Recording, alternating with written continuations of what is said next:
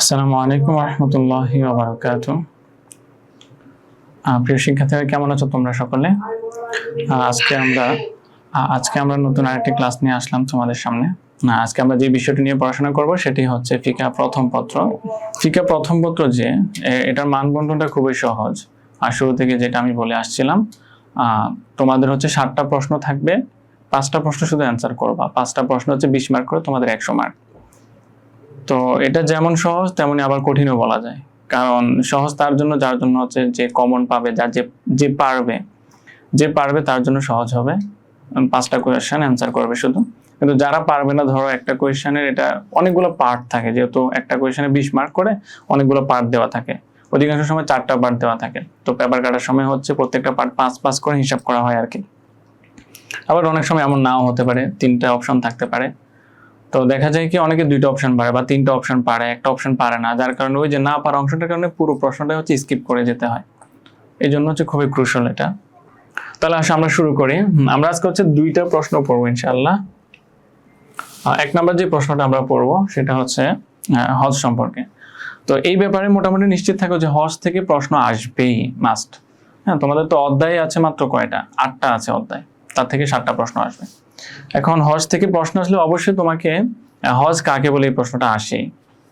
So তুমি এটাকে 100% ধরে নিতে পারো যে হজ কাকে বলে এই প্রশ্নটা আসে, তো তোমাকে এটা পড়তে হবে। এখন আসলে এখানে প্রথম প্রশ্ন আমরা যেটা পড়বো সেটাতে হচ্ছে হজ কাকে বলে, এর আবেদনিক পারিভাষিক সংজ্ঞা। এরপর হচ্ছে হজে আকবার দ্বারা কি বোঝানো হয়, আল হজ আল আকবার দ্বারা কোন হজকে বোঝানো হয়, কোন ধরনের হজকে বোঝানো হয়। এরপর হচ্ছে আলামান ইয়াজিবুল হজ ওয়া আলামান লা, কার উপর হজ ফরজ হয় আর কার উপর হজ ফরজ নয়। তো হজ হচ্ছে এমন একটা ইবাদত যেটা হচ্ছে সবার উপর ফরজ নয়, যেহেতু এটার ভিতরে এটা কি ইবাদতে মালিয়া ও জাসাদিয়া, কেমন সেটা হচ্ছে শারীরিক এবং হচ্ছে অর্থনৈতিক, দুইটা একসাথে হচ্ছে এই ইবাদতটা। কিছু কিছু ইবাদত আছে যেগুলো হচ্ছে আমাদের শারীরিক ইবাদত বলা হয়, যেমন আসসালাত, কেমন এগুলোকে বলা হয় ইবাদা জাসাদিয়া, ঠিক আছে, বা বাদানিয়াও বলা হয়। আর যেসব ইবাদত করতে হচ্ছে সম্পদ প্রয়োজন হয় সেগুলোকে বলা হয় ইবাদা মালিয়া, কেমন এগুলাকে অর্থনীতির সাথে রিলেটেড ইবাদত বলা হয়। যেমন ধরো জাকাত থাকতে পারে, সেটার জন্য তোমার অর্থের প্রয়োজন ইবাদত করার জন্য। সুতরাং যাদের হচ্ছে অর্থনৈতিকভাবে যারা হচ্ছে স্বাবলম্বী নয় তাদের উপর কিন্তু জাকাত ফরজ নয়। আর হজটা হচ্ছে এমন, সেখানে তোমার শারীরিক সক্ষমতা লাগবে, পাশাপাশি হচ্ছে তোমার যে অর্থনৈতিক সক্ষমতা সেটাও লাগবে। সুতরাং এটা সবার উপরে কিন্তু কি হবে না, ফরজ হবে না। সালাত যেভাবে সবার উপর ফরজ হয়, এরপর হচ্ছে তোমার সোম যেভাবে সবার উপর ফরজ হয়, ঠিক একইভাবে হচ্ছে আমাদের যে হজ রয়েছে সেটা কিন্তু সবার উপর ফরজ হবে না। এখন কার উপর হজটা ফরজ হবে, কার উপরে হবে না, এটা হলো 3 নাম্বার পার্ট। 4 নাম্বার পার্টে আমরা দেখবো যে হালিল হজ ওয়াজিবুন আলাল ফাওরি আম আলা তারাকি, অর্থাৎ হজ যে আদায় করবে কারোর উপর হজের যে কন্ডিশন আছে, কন্ডিশনগুলো ফিল করার পর সে কি সাথে সাথেই হজ আদায় করে নিবে নাকি হচ্ছে একটু বিলম্ব করে হজ আদায় করবে, এটার হুকুমটা কি হবে সেটা আমরা দেখবো। এরপর দেখো বাইন মা ইখতিলাফিল আইম্মা মুদাল্লালান, অর্থাৎ দলিল সহ ইমামরা যে মতামত দিয়েছেন সেটা তোমাদেরকে উপস্থাপন করতে বলা হয়েছে। এখানে দেখো তোমরা 4টা পার্ট পেয়েছো, ঠিক আছে। এটা হচ্ছে প্রথম, দ্বিতীয়, তৃতীয়, চতুর্থ। তাহলে একটা কোয়েশ্চেনে বেসিক্যালি হচ্ছে সব সময় না, অধিকাংশ সময় হচ্ছে 4টা পার্টই রাখার চেষ্টা করে। তো এক্সামিনার যখন পেপার দেখে তখন প্রত্যেকটা পার্ট তুমি কতটুকু ভালোভাবে লিখতে পারছো সেটা অ্যাসেসমেন্ট করে হচ্ছে প্রত্যেকটা পার্টে সে হচ্ছে 5 করে হিসাব করে। আবার কোনো সময় হচ্ছে প্রত্যেকটা একসাথে কেটে হচ্ছে 20 মার্ক সেখানে দেয় আর কি। সবসময় প্রত্যেকটা একসাথেই কাটে, বাট সেই হিসাব করে যে কোন অংশটা তুমি ভালো লিখতে পারছো সেখানে তোমাকে কত দেওয়া যায়, এরকম করে হিসাব করে অধিকাংশ সময়। এখন এই যে 4টা পার্ট নিয়ে হচ্ছে একটা প্রশ্ন হতে পারে, ঠিক আছে। তো এই প্রশ্নটাই আমরা দেখব। সর্বপ্রথম আমরা যেটা দেখবো সেটা হচ্ছে হজ কাকে বলে। আসলে আমরা শুরু করে হজের পরিচয়টা। এখন পরিচয়ের ভিতর হচ্ছে তুমি যে শাব্দিক পরিচয় যেটা আছে, অর্থাৎ শব্দগতভাবে হজটা কি, এই পরিচয়টা দিবে। এরপর হচ্ছে শরীয়তের দৃষ্টিকোণ থেকে, মানে হচ্ছে পারিভাষিক দৃষ্টিকোণ থেকে হচ্ছে এটার পরিচয়টা কি সেটা দিবে। এখন আসলে শাব্দিক বলতে হচ্ছে তুমি শব্দটাকে বিশ্লেষণ করবা, কেমন। এখন আসলে আমরা শব্দটা বিশ্লেষণ করি। শব্দ বিশ্লেষণ করার ক্ষেত্রে বলা হচ্ছে যে এই হজটাকে হচ্ছে 2 ভাবে পড়া যায়। কয়ভাবে? 2 ভাবে পড়া যায়। এখন কিভাবে 2 ভাবে পড়তে পারবো? একটা হচ্ছে হা বর্ণে যে হাজ রয়েছে, হা বর্ণে হচ্ছে জবর দিয়ে, আর একটা হচ্ছে হা বর্ণে জের দিয়ে। দেখো একটা হচ্ছে জের দিয়ে আর একটা হচ্ছে জবর দিয়ে। অর্থাৎ এই যে হজ শব্দটা, এই যে হা রয়েছে, হজ শব্দটার হা, এই হায়ের ভিতরে হচ্ছে কোনো কোনো সময় জবর দিয়ে পড়া যায়, আবার কোনো কোনো সময় কি দিয়ে পড়া যায়, জের দিয়ে পড়া যায়। এখন যদি জবর দিয়ে পড়ে তাহলে হবে আল হাজ, আর যদি জের দিয়ে পড়ে তাহলে হবে কি আল হিজ। দুইটারই ব্যবহার রয়েছে, কিন্তু দুই ক্ষেত্রে হচ্ছে দুই রকম অর্থ হবে, দুই ক্ষেত্রে হচ্ছে দুই রকম অর্থ হবে। যেমন আমি তোমাদেরকে একটা উদাহরণ দেই, বুররুন শব্দটা, বুররুনের বায়ের ভিতরে যদি তুমি পেশ দাও তাহলে কি হবে, বুররুন মানে হচ্ছে গম, আর যদি তুমি বায়ের ভিতরে জের দাও বীররুন, তাহলে বীররুন মানে কি পুণ্য, ভালো দিক। আর যদি কোনো এটার ভিতরে কি দাও, জবর দাও বাররুন, তাহলে বাররুন শব্দের অর্থ হবে কি স্থলভাগ। জোহার আল ফাসাদু ফিল বাররি ওয়াল বাহরি, এখানে বাররুন মানে হচ্ছে স্থলভাগকে বোঝানো হয়। আর যদি তুমি বুরুন বলো তাহলে এটাকে গম বোঝানো হয়। আর যদি বীররুন দাও, যেমন বীরুল ওয়ালিদাইন তোমরা পড়েছো, হ্যাঁ, বীররুন মানে হচ্ছে পুণ্য, ভালো, ঠিক আছে। এটার বহুবচন হচ্ছে আবরার, ঠিক আছে, এরকম। তো এইভাবে হচ্ছে আরবিতে একটা শব্দের ভিতরে জবরদের পেশের তারতম্যের কারণে অর্থের তারতম্য হয়। ঠিক একইভাবে হজ শব্দটাতে যখন আমরা জবর দিয়ে পড়ব তখন এটার অর্থটা কি হবে, তখন যখন আমরা হজ শব্দের জবর দিয়ে পড়ব তখন শব্দটি হচ্ছে বাবে নাসারার মাজদার হবে। বাবে নাসারাই আনসারও এই বাব থেকে এটা মাজদার হবে যদি আমরা সেটাতে কি দিয়ে পড়ি, জবর দিয়ে পড়ি, ঠিক আছে।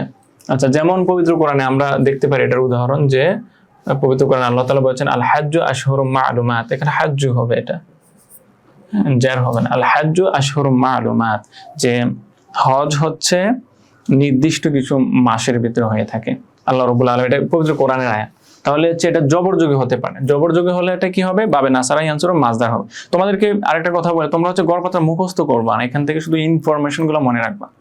এখানে যেভাবে লেখা আছে এইভাবে তোমাকে মুখস্থ করতে হবে, বিষয়টা তেমন নয়। ইনফরমেশনটা তুমি জেনে রাখবা, আর পরীক্ষার হলে হচ্ছে তুমি সুন্দরভাবে উপস্থাপন করবা, ঠিক আছে। এখন লাইন বাই লাইন যেভাবে লেখা আছে এইভাবে তোমাকে উপস্থাপন করতে হবে, বিষয়টা তেমন নয়। এখান থেকে তুমি ইনফরমেশনটা নিবে, এরপর হচ্ছে শাব্দিক যে পরিচয় রয়েছে সেটা তুমি নিজে সুন্দরভাবে উপস্থাপন করার চেষ্টা করো।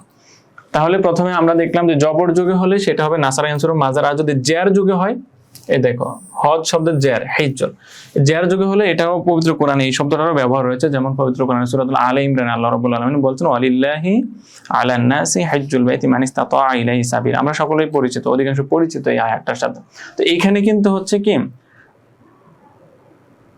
এখানে হচ্ছে হজ শব্দটা কি হিসেবে ব্যবহৃত হয়েছে, হা বর্ণে হচ্ছে জের যুগে, ওয়ালিল্লাহি আলান নাসি, আচ্ছা এখানে হিজ হবে,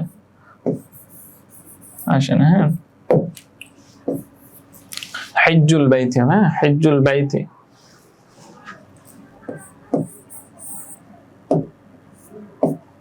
হিজ্জুল বাইতি এই অংশটা আসেনি এখানে, ওয়ালিল্লাহি আলান নাসি হিজ্জুল বাইতি মান ইসতাতা ইলাইহি সাবিলা, এভাবে হবে। তাহলে হজের শাব্দিক পরিচয় আমরা দেখলাম যে হজটা হচ্ছে কয়ভাবে পড়া যায়, দুই ভাবে। একটা হচ্ছে হা বর্ণে জবর যুগে, জবর যুগে হলে এটা পাবে নাসারাই আনসার মাজদার হবে। আর যদি জের যুগে পড়ি তাহলে এটা কোথায় আছে, জের যুগে পড়লে হচ্ছে পবিত্র কোরআনে কোন জায়গায় ব্যবহৃত হয়েছে সূরা আলে ইমরানে, তখন এই শব্দটি ইসম হবে। যদি জের দিয়ে পড়ি তখন শব্দটি কি হবে, ইসম হবে। তাহলে জবর দিয়ে পড়লে হচ্ছে মাজদার নাসারাই আনসার বাবের, আর জের দিয়ে পড়লে সেটা হবে ইসম। এখন দেখার শাব্দিক অর্থগুলো কি। এখন শাব্দিক অর্থগুলো এখানে যে সিরিয়াল বাই সিরিয়াল লেখা আছে, সিরিয়াল তোমাদেরকে মেনটেন করতে হবে না, পরীক্ষায় তোমার যেগুলো মনে থাকবে তুমি সেগুলা শাব্দিক যে পরিচয় রয়েছে সেখানে তুমি সেগুলো উল্লেখ করবে। এরপর হচ্ছে শাব্দিক অর্থের ভিতরে হচ্ছে অনেক সময় দেখা যায় অনেকের মতামত থাকে, যে উনি এটা বলেছেন, উনি এটা বলেছেন। এই মতামতগুলোর ক্ষেত্রে তোমরা একটু মতামতগুলো না দিলেও পারো, হ্যাঁ, এটার প্রয়োজন নেই। কারণ মতামতগুলো যখন দিতে যাও তখন হচ্ছে এটা এক্সট্রাভাবে মনে রাখাটা লিটল বিট ডিফিকাল্ট, ঠিক আছে। সো তোমাকে হচ্ছে এটা মুখস্থ করার প্রয়োজন নেই, তুমি হচ্ছে শুধু শাব্দিক অর্থ যেগুলো আছে এগুলা উপস্থাপন করবে। যদি দিতে পারো ভালো, না হলে কোনো সমস্যা নেই। তাহলে দেখো হজ শব্দের যে অর্থগুলা কি, সর্বপ্রথম আমরা দেখলাম হজ শব্দের অর্থ হচ্ছে আল ইরাদা। ইরাদা মানে হচ্ছে চাওয়া, কোনো কিছু চাওয়া, টু ওয়ান্ট সামথিং, কোনো কিছু চাওয়া, সেটা হচ্ছে আল ইরাদা, হ্যাঁ, বাবে ফাআল থেকে, হ্যাঁ, আরাদা ইউরিদু, এটা থেকে হচ্ছে মুরাদ, মুরিদ, এই শব্দগুলো হচ্ছে এটা থেকে উৎপন্নিত, ইসমে ফাইল ইসমে মাফউল। দুই নাম্বার যে অর্থ রয়েছে সেটা হচ্ছে আজ-জিয়ারা। জিয়ারা মানে হচ্ছে, এটা আমরা বাংলা ভাষায় ব্যবহার করি, জিয়ারত করা মানে সাক্ষাৎ করা, কোথাও ভ্রমণ করা, এটা কেমন জিয়ারত বা সাক্ষাৎ করা। এরপর দেখো তিন নাম্বার যেটা আল কসদু ইলা শাইইন, কসদু মানে ইচ্ছা করা, কিসের দিকে ইচ্ছা করা, ইলা শাইইন আযীম, মহৎ কিছুর দিকে, ঠিক আছে, কোনো মহৎ কিছু জিনিসের প্রতি ইচ্ছা স্থাপন করা, ঠিক আছে, উইশ সামথিং গ্রেট।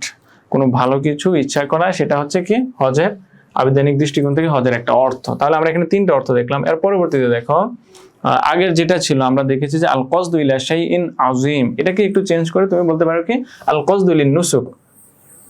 এখানে লামটা হচ্ছে হরফে জার, মানে জন্য অর্থে ফর, আর নুসুক মানে কি হজের কার্যাবলী যেগুলো আছে এগুলোকে কি বলা হয়, নুসুক বলা হয়। তাহলে হজ বা ইবাদতের ইচ্ছা করা, মানে হজের ইচ্ছা করা তোমরা বলতে পারো। নুসুক শব্দের অর্থ দ্বারা হচ্ছে হজের কার্যাবলীকে বোঝানো হয়। সো আল কসদু লিন নুসুক মানে হচ্ছে হজের জন্য ইচ্ছা করা। এরপর দেখো ফাতহুল কাদির গ্রন্থকার, যেটা একটু আগে বললাম যে বিভিন্ন ধরনের গ্রন্থের ভিতরে নাম দেওয়া থাকে, গ্রন্থকার কি বলেছেন বা ওই গ্রন্থে কি উল্লেখ রয়েছে সেই গ্রন্থের নাম উল্লেখ করাটা জরুরি না, যদি উল্লেখ করতে পারো ভালো, বাট এটা জরুরি না। কেমন, তুমি শুধু অর্থগুলো উপস্থাপন করবে। তাহলে ফাতহুল কাদির যে গ্রন্থ রয়েছে এখানে তিনি হজের শাব্দিক অর্থ কি বর্ণনা করেছেন, তিনি বলছেন আল কসদু, এই দুটো অংশ কিন্তু আমরা একটু আগে পড়েছি। কেমন, এখানে যেটা আছে এই দুটো অংশ কিন্তু আমরা আগে পড়েছি। অতিরিক্ত হিসেবে এখানে কি আসছে দেখো তো, অতিরিক্ত এসেছে আল ইলতিফাত। একটু আগে আমরা দেখেছি কি আল কসদু ইলা শাইইন আযীম, রাইট? সো এখানে অতিরিক্ত হিসেবে কি আছে, অল ইলতিফাত। শুধু ইলতিফাত অংশটা যদি তুমি অতিরিক্ত হিসেবে দাও আল কসদুর পরে, তাহলে কিন্তু আরেকটা অর্থ হলো। আর এই অর্থটা কে বর্ণনা করেছেন, আল ফাতহুল কাদির গ্রন্থকার এটা বর্ণনা করেছেন। তাহলে এটার অর্থ হচ্ছে কি একই, আল কসদু ইলা শাইইন আযীম মানে হচ্ছে কোনো জিনিসের প্রতি মহৎ বা ভালো কোনো জিনিসের প্রতি কি করা, ইচ্ছা স্থাপন করা। ইলতিফাত শব্দের অর্থ হচ্ছে কোনো জিনিসের দিকে তাকানো, এখানে অর্থ হচ্ছে কোনো জিনিসের দিকে গুরুত্বারোপ করা আর কি, একই অর্থ। আল কসদু আল ইলতিফাত কোনো জিনিসের দিকে ইচ্ছা করা বা গুরুত্ব প্রদান করা, একই অর্থ। এরপর দেখো আজহারি রহিমাহুল্লাহ বলেছেন, আচ্ছা এখানে যেগুলো বলা হবে তাদের নামগুলো উল্লেখ না করলেও চলবে। উনি কি বলেছেন, আজিয়ারাতু আল ইতিয়ানু, এটা ইতিয়ান হবে, তা হবে তা।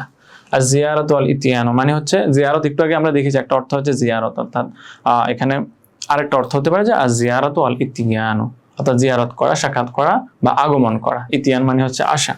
এরপর দেখো আর কি কি অর্থ হতে পারে, আল কসদু ইলা শাইইন মুতলাকা, আমরা একটু আগে দেখেছি একটা হচ্ছে কি আল কসদু ইলা শাইইন আযীম, আরেকটা হচ্ছে কি যেটা ফাতহুল কাদির গ্রন্থকার উল্লেখ করেছেন আল কসদু আল ইলতিফাতু ইলা শাইইন আযীম, আরেকটা বলতে পারতেন আল কসদু লিন নুসুক। ঠিক আছে, এই যে শুনতেছো তোমরা এগুলা হচ্ছে বারবার যদি রিপিট করো তাহলে মাথায় গেঁথে যাবে।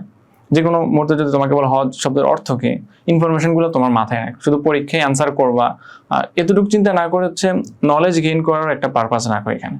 তাহলে হচ্ছে হজের অর্থ কি, এই যে আমরা মাদ্রাসায় পড়াশোনা করছি, এই যে ইবাদত গুলা রয়েছে এগুলার বিস্তারিত পরিচয় জানা, এটা কিন্তু আমাদের উচিত। ঠিক আছে, সুতরাং শুধু পরীক্ষায় লিখবো, পরীক্ষা ভালো করার জন্য শিখবো, বিষয়টা তেমন নয়। সো নলেজ গেইন করার জন্য হচ্ছে এই বিষয়গুলো ভালোভাবে পড়বা। আর একটা অর্থ কি আল কসদু ইলা শাইইন, একটু আগে পড়েছি আমরা আযীম, আযীমের জায়গায় যদি তুমি এখন মুতলাকা দাও তাহলে আরেকটা অর্থ তুমি লিখতে পারলা। আচ্ছা ইংরেজিতে দেখো কি হতে পারে, ইংরেজিতে বলা হচ্ছে টু মেক ডিসিশন, মানে হচ্ছে কোনো সিদ্ধান্ত গ্রহণ করা। ঠিক আছে, আরেকটা হচ্ছে টু ভিজিট, অর্থাৎ কোথাও ভ্রমণ করা, যেটা জিয়ারত শব্দের সিনোনিম হিসেবে আমরা বলতে পারি। আচ্ছা ঠিক আছে, এই হচ্ছে শাব্দিক অর্থগুলো। এখন তুমি পরীক্ষার ভিতরে 7 থেকে 8টা বা 9-10টা হচ্ছে শাব্দিক অর্থ লিখবে, অ্যাটলিস্ট 7টা লিখবা। ঠিক আছে, পরীক্ষা যাতে 7টার কম না হয়, এদিকে একটু খেয়াল রাখবে। এরপর দেখো আমরা পারিবেশিক সংজ্ঞায় যাই, যে হজের যে সংজ্ঞা রয়েছে পারিবেশিক সংজ্ঞাটাতে আমরা যাই। দেখো তোমাদের বইয়ের ভিতরে অনেকগুলো পারিবেশিক সংজ্ঞা দেওয়া থাকে, অনেক গ্রন্থ থেকে অনেক সংজ্ঞা নিয়ে সেখানে উপস্থাপন করা থাকে, প্রায় 10-12টা সংজ্ঞা। তোমার মনে রাখা পরীক্ষায় তোমরা সর্বোচ্চ 7টা সংজ্ঞা লিখবা, এর বেশি লেখার প্রয়োজন সর্বোচ্চ। আর এভারেজে তোমরা 5টা সংজ্ঞা লেখার চেষ্টা করবা। ঠিক আছে, এভারেজে 5টা সংজ্ঞা লেখার চেষ্টা করো। তাহলে তোমরা যে 5টা প্রশ্ন লিখবা, 5টা প্রশ্ন হচ্ছে তোমার 5টা সংখ্যা করে 5-5 25টা সংজ্ঞা আসবে। আচ্ছা দেখো এখানে আমরা 2টা সংজ্ঞা উপস্থাপন করেছি। প্রথম যেটা সেটা হচ্ছে শরহে বেকায়া গ্রন্থের টিকাকারের মতো, অর্থাৎ তোমরা যে বইটা পড়ো, হ্যাঁ শরহে বেকায়া যেটা, এই গ্রন্থের একটা টিকা রয়েছে, টিকাকারের মতো। উনি কি বলেছেন যে হজটা কি, উনি বলছেন যে আল হজ্জু হুয়া জিয়ারাতুন, হজটা হচ্ছে একটা জিয়ারত। কোথায়, মাকানিম মাখসুস, জিয়ারত মাকানিম মাখসুস, মুদাফ ইলাইহি হয়েছে জিয়ারত শব্দের সাথে, যে একটা নির্দিষ্ট স্থানে জিয়ারত করার নাম হচ্ছে হজ, ফি ওয়াক্তিম মাখসুস, এবং সেই নির্দিষ্ট সময়, অর্থাৎ নির্দিষ্ট সময়ে নির্দিষ্ট স্থানে জিয়ারত করার নাম হচ্ছে কি হজ। আচ্ছা এখানে আরেকটা প্রশ্ন তোমরা করতে পারো যে আমরা পরীক্ষা কি বাংলা সহ লিখবো নাকি শুধু আরবি উপস্থাপন করব। দেখো যদি আরবিতে লেখো তাহলে ভালো, শুধু আরবিতে লিখবা। আর যদি বাংলাতে লিখতে যাও তাহলে সর্বোচ্চ চেষ্টা করবো আরবিতে লেখার জন্য, মানে যত বেশি আরবিতে লেখা যায়। যেমন দেখো আমরা তারিফ যেখানে লিখেছি, যেমন মানাল হাজ্জি শারআন, যে হজের পারিভাষিক সংজ্ঞা, এটা তোমরা কিন্তু বাংলাতেও লিখতে পারো, হজের পারিভাষিক সংজ্ঞা। সো এই অংশটা তুমি বাংলা না লিখে এটা আরবিতে লিখবে, ঠিক আছে? এটা তো খুব সহজ একটা এক্সপ্রেশন ফ্রেজ, যে হজের পারিভাষিক সংজ্ঞা কি বা নিকাহ শব্দের পারিভাষিক সংজ্ঞা কি, এক্ষেত্রে তোমরা ইউজ করবা কি তারিফুল নিকাহ বা তারিফুল হজ ইসতিলাহান বা শারআন, শরীয়ত দৃষ্টিকোণ থেকে। এটা তো প্রশ্নেই উল্লেখ থাকে, প্রশ্ন থেকে তোমরা নিতে পারো। তারপর হচ্ছে আবিধানিক অর্থ যেটা রয়েছে, তখন তোমরা লিখবা যে মা'নাল হাজ্জি লুগাতান, ঠিক আছে? এইভাবে হচ্ছে বেশি বেশি আরবি শব্দ ইউজ করার চেষ্টা করা। যেমন হজ শব্দটা যত জায়গায় আসবে তুমি সেখানে আরবিতে হজটা লেখার চেষ্টা করবা, সর্বোচ্চ পরিমাণে চেষ্টা করবা হচ্ছে আরবিতে লেখা। আর যারা সম্পূর্ণ আরবিতে লিখবে তাদের জন্য একটা প্লাস পয়েন্ট আছে, তাদের বাংলা লেখা প্রয়োজন নেই, ঠিক আছে? আর তোমরা যারা সম্পূর্ণ আরবিতে লিখতে পারো তখন তো তোমাদেরকে বাংলা উপস্থাপন করতে হবে। এখন আরেকটা প্রশ্ন থেকে যায় যে আমি তো অর্ধেক আরবিতে পারি অর্ধেক বাংলাতে পারি, তখন কি করব? যেমন ধরো একটা প্রশ্নে হজ কাকে বলে, শাব্দিক এবং পারিভাষিক সংজ্ঞা সেটা তুমি আরবিতে লিখতে পারবা, কিন্তু কাদের উপর হজ ফরজ এটা সম্পূর্ণটা তুমি আরবিতে লিখতে পারবা না। তখন কি করো? তখন তুমি হচ্ছে একটা পার্ট, এই যে পার্টগুলো আমি আলাদা করে দিয়েছি, যে হজ কাকে বলে, তারপর হচ্ছে কাদের উপর হজ ফরজ, কাদের উপর ফরজ নয়, হজ কি বিলম্বে আদায় করা ফরজ নাকি হচ্ছে দ্রুত মানে তাড়াতাড়ি হজ আদায় করতে হবে, এমন যে 4টা পার্ট দেখাইছি না, তো একই পার্টের ভিতরে হচ্ছে তুমি আরবি বাংলা হচ্ছে যদি সংমিশ্রণ করে লেখো তাহলে হচ্ছে একটু সমস্যা হতে পারে, মানে যদি আরবিতেই লিখতে চাও। আর তাহলে তুমি এই ক্ষেত্রে কি করবা, যে তুমি ধরো একটা পার্ট যদি সম্পূর্ণ আরবিতে পারো তখন তুমি সেটা সম্পূর্ণ আরবিতে উপস্থাপন করো। ঠিক আছে? যেমন ধরো তুমি হজের যে শাব্দিক এবং পারিভাষিক যে সংজ্ঞা আছে, এই সংজ্ঞাটা তুমি সম্পূর্ণটা আরবিতে পারো, এটা তো আরবিতে পারার কিছু না, এটা আরবিতে লিখতেই হচ্ছে তোমাকে, ঠিক আছে? তাহলে এই অংশটা তুমি যদি সম্পূর্ণ আরবিতে লেখো, পরের অংশটা তুমি যদি বাংলাতে লেখো সমস্যা নেই ভাব। কিন্তু ধরো হজ যে অংশটা, এই অংশটা তুমি এই অংশটার ভিতরে যে হজ কাকে বলে শাব্দিক পারিভাষিক অংশ, এই অংশটার ভিতরে তুমি অর্ধেক আরবিতে পারো অর্ধেক বাংলাতে পারো, তখন সেক্ষেত্রে হচ্ছে অর্ধেক আরবিতে অর্ধেক বাংলাতে না লিখে বাংলা আরবি মিক্স করেই লিখবা, ঠিক আছে? অর্ধেক সম্পূর্ণ আরবিতে অর্ধেক সম্পূর্ণ বাংলাতে, এইভাবে না লিখে বাংলা আরবি মিক্স করেই লিখবা সম্পূর্ণটা, তাহলে লেখার হচ্ছে একটা স্টাইল বজায় থাকবে। আশা করি বুঝতে পেরেছো কি বলেছি। এখন আসো, যারা আরবিতে লিখবে তাদের জন্য তো ভালো, সম্পূর্ণটা তোমরা আরবিতে লিখবা, কোনো সমস্যা নেই। তাহলে সর্বপ্রথম যে পরিচয় সেটা দিল কি, যে হজটা হচ্ছে নির্দিষ্ট সময়ে নির্দিষ্ট স্থানে জিয়ারত করার নাম হচ্ছে হজ। এরপর দেখো 2 নাম্বার যে সংখ্যাটা দিয়েছে সেটা হচ্ছে কোন গ্রন্থ থেকে নেওয়া হয়েছে, সেটা নেওয়া হয়েছে হচ্ছে জাওয়াহিরুল ফিকহ গ্রন্থ থেকে। এখানে দেখো এটা নেওয়া হচ্ছে কি জাওয়াহিরুল ফিকহ, এটা একটা গ্রন্থ রয়েছে, এই গ্রন্থ থেকে ওই গ্রন্থকার হচ্ছে উনি হজের সংজ্ঞা দিয়েছেন। তো হজের সংজ্ঞায় তিনি কি বলেছেন, আল হজ্জু হুয়া জিয়ারাতুন, এই সংজ্ঞাটাই দেখো।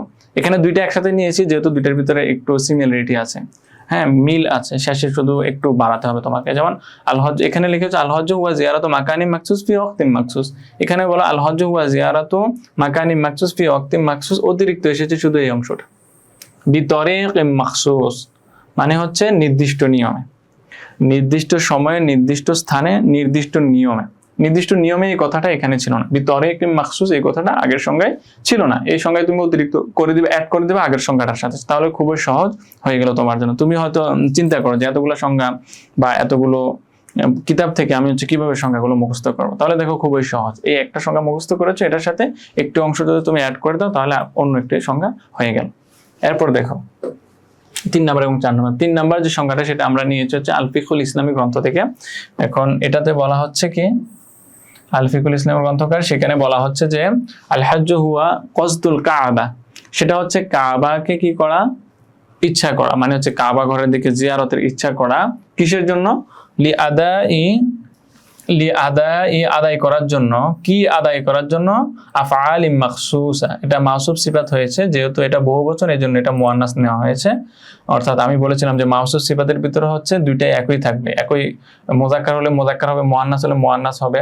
তাহলে এখানে এটা মুয়ান্নাস হয়েছে কিন্তু এটা মুয়ান্নাস হয়নি, কিন্তু এটা এই জন্য এটাকে হচ্ছে বহুবচন নেওয়া হয়েছে, অর্থাৎ বহুবচন হচ্ছে মুয়ান্নাসের হুকুম রাখে, এই জন্য দুইটা একই।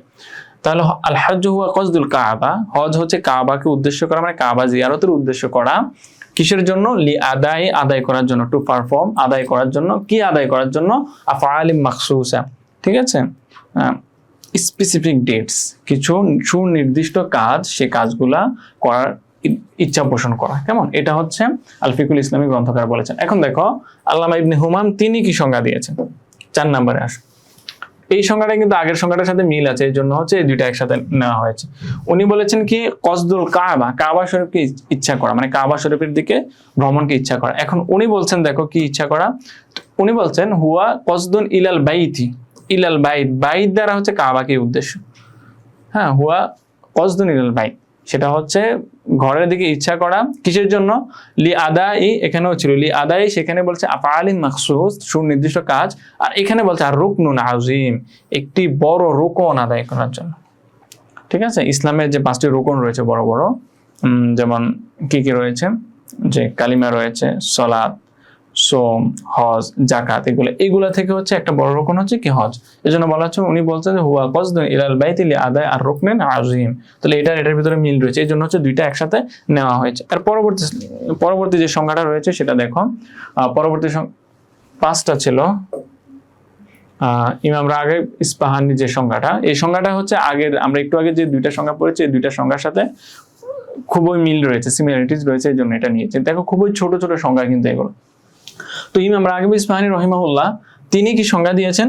তিনি বলছেন যে কসদু বাইতিল্লাহি তাআলা। আমরা একটু আগে দেখেছি, আমরা যেটা দেখলাম, একটা দেখেছি হচ্ছে কসদুন ইলাল কাবা বা কসদুল কাবা, আরেকটা দেখেছি কি কসদু ইলাল বাইত। এখন উনি বলছেন কসদুন বাইতিল্লাহ, কসদু বাইতিল্লাহ, যে বাইতুল্লাহ ঘরের প্রতি ইচ্ছা পোষণ করা। কি জন্য? আমরা দেখেছি লি আদাই, একটাতে দেখেছি লি আদাই রুকনুন আযীম, আরেকটাতে দেখেছি লি আদাই আফআলি মাখসুস। এখন বলছেন লি আদাই বা ইকামাতিল লিন নুসুক, কি প্রতিষ্ঠা করার জন্য?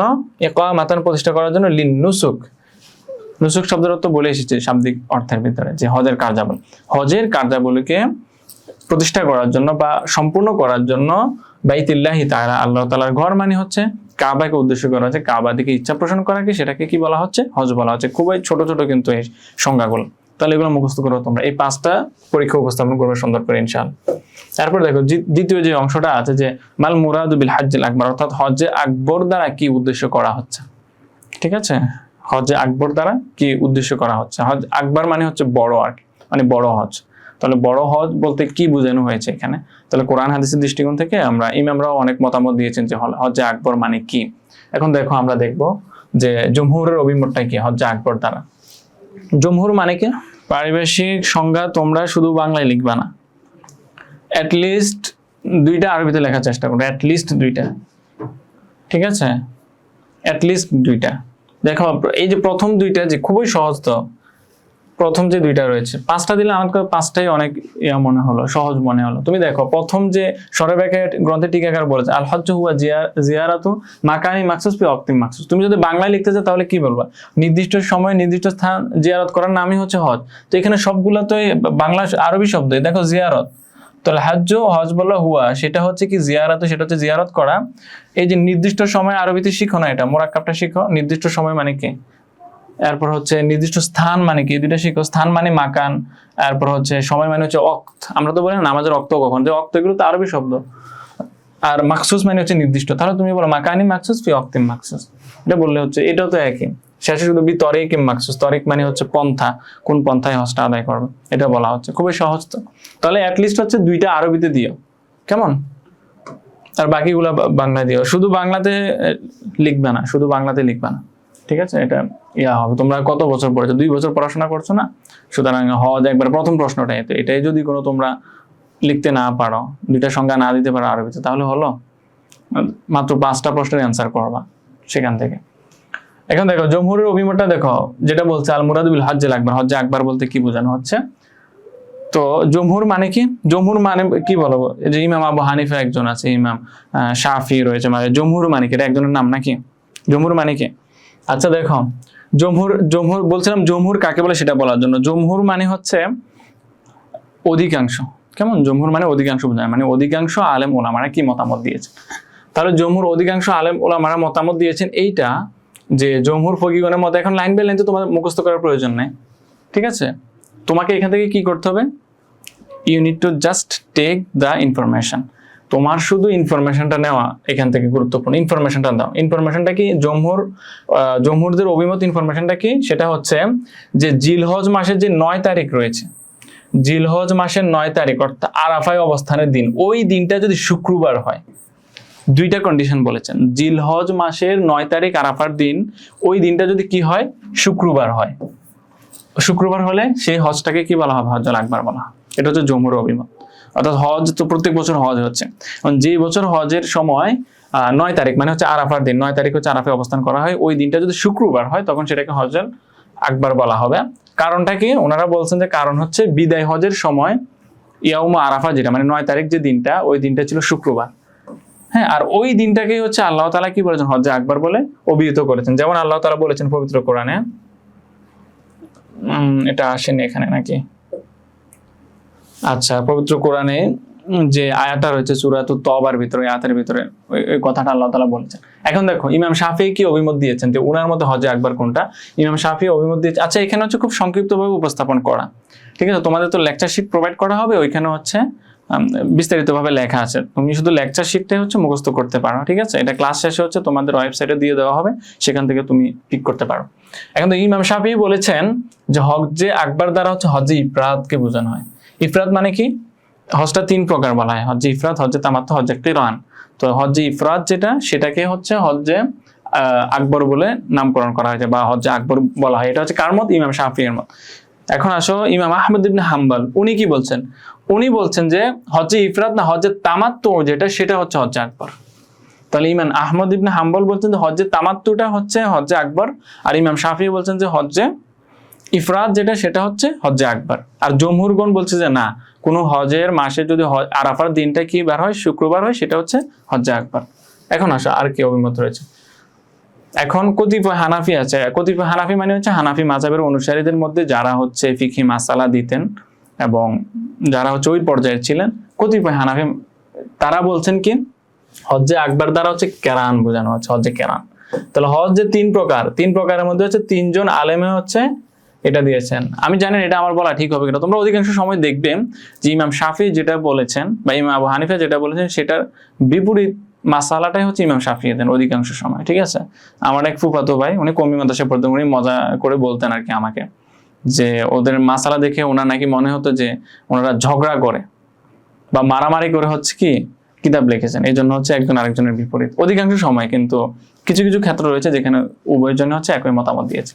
কিন্তু মনে রাখবা, যে যতই মতামত দেখ না কেন, সেটা সবগুলো হচ্ছে কোরআন এবং হাদিস থেকে, ঠিক আছে। বলা হয় যে ইখতিলাফুল আইমা রহমা, যে ওলামাদের যে ইখতিলাফ রয়েছে, যে মতভেদ রয়েছে, সেটা হচ্ছে রহমত স্বরূপ। কারণ এই ইখতিলাফের কারণ হচ্ছে প্রত্যেক হাদিসের উপর আমল হচ্ছে। শাফিঈরা হচ্ছে একটা আমল করছে, আমরা একটা আমল করছি, দুইটা কিন্তু হাদিসে আছে, কেমন এটা। তাহলে দেখো ইমাম শাফিঈ বলেন যে না, হজ্জে ইফরাদ যেটা মানে শুধু হজ আদায় করা কি, এইটাই হচ্ছে কি হজ্জে আকবর। হানাফিরা বলছেন না, হজ্জে কিরান যেটা, এটাই হচ্ছে কি হজ্জে আকবর। আর ইমাম আহমদ ইবনে হাম্বল বলছেন না, হজ্জে তামাত্তু যেটা, এটা হচ্ছে কি কি হজ্জে আকবর। আর জমহুরগণ বলছেন হচ্ছে না, এগুলো কোনোটাই হজ্জে আকবর না। যেই মাসে হজের মাসে যদি হজ আদায়কালীন সময়ে আরাফার দিনটা যদি শুক্রবার হয়, সেটা হচ্ছে হজ্জে আকবর। এরপর দেখো কতিপয় আলেম তারা বলেছেন যে হজ্জে আকবর হচ্ছে সেটা যেটা হচ্ছে হজ্জেল মাবরুর। মাবরুর মানে হচ্ছে যেটা কবুল হয়েছে আর কি, হজ্জে মাকবুল বলতে পারো, মাকবুল। তো হজ্জে মাবরুর কোনটা, হাদিসের ভাষ্য অনুযায়ী যে ওই আল্লাহ রাসূল সাল্লাল্লাহু আলাইহি ওয়াসাল্লাম যেটা বলেন, আল হাজ্জুল মাবরুর লাইসা লাহুল জাযাউ ইল্লাল জান্নাহ। হজ্জে মাবরুর এটার হচ্ছে প্রতিদান জান্নাত ছাড়া কিছুই নয়, সেটা হচ্ছে হজ্জে আকবর বলা হচ্ছে। আচ্ছা তোমরা জানো যে ইতিমধ্যে আমরা তোমাদেরকে কিছু ফ্রি ক্লাস প্রোভাইড করেছি এবং আজকেও ফ্রি ক্লাস দিচ্ছি। সামনে যে ক্লাসগুলো এগুলো কিন্তু আমাদের ফ্রি থাকবে না, এগুলো কিন্তু আমাদের ইয়াতে হবে আর কি। যারা হচ্ছে আমাদের কোর্সে অ্যাড হয়েছে, যুক্ত হয়েছে, তাদেরকে হচ্ছে তখন ক্লাসগুলো প্রোভাইড করা হবে। সো তোমরা যদি আমাদের সাথে থাকতে চাও এবং তোমাদের প্রস্তুতিটা যদি ভালোভাবে নিতে চাও, তাহলে হচ্ছে তোমরা আমাদের যে কোর্স রয়েছে কোর্সটাতে হচ্ছে অ্যাড হও, তাহলে হচ্ছে তোমার প্রস্তুতিটা ভালো হবে, পরীক্ষায় ভালো করতে পারবে ইনশাআল্লাহ। এবং এই ফ্রি ক্লাসগুলো দেওয়ার এটাই যে তুমি যদি এখান থেকে মনে করো যে তোমার জন্য ভালো হবে, এখান থেকে তুমি দেখো ক্লাসগুলা, যদি মনে করো তোমার জন্য ভালো হবে তাহলে তুমি যুক্ত হবা। তো আমরা চাই তোমরা সকলেই পরীক্ষায় ভালো করো, যে যেই পন্থায় পড়াশোনা করলে তোমাদের জন্য ভালো হবে তুমি ওইটা চুজ করবা, ঠিক আছে। তুমি যদি একা একা বাড়িতে পড়লে পরীক্ষায় ভালো করার সম্ভাবনা বেশি থাকে, একা একা বাড়িতে পড়াশোনা করবা। যদি মনে হয় যে না আমি আমাদের সাথে পড়াশোনা করবা একটু, বা তোমার বন্ধু বান্ধবের সাথে পড়াশোনা করবা, যেটা তোমার জন্য ভালো হয়। সকলে তো এনভায়রনমেন্ট একই রকম পছন্দ করে না, ঠিক আছে। যেমন আমি পার্সোনাল এনভায়রনমেন্ট পছন্দ করতাম কেমন, আমি খুব একা পড়তে ভালোবাসতাম। আমি যখন পড়াশোনা করতাম আমার রুমে কেউ আসতে পারতো না আর কি, তো খুবই নিরিবিলি স্থানে পড়াশোনা করতে হতো। এরকম এক একজন হচ্ছে এক এক ভাবে পড়াশোনা করে। এখনো আমি হচ্ছে লাইব্রেরিতে গিয়ে পড়ি না, কারণ পড়তে পারি না এত মানুষের মধ্যখানে।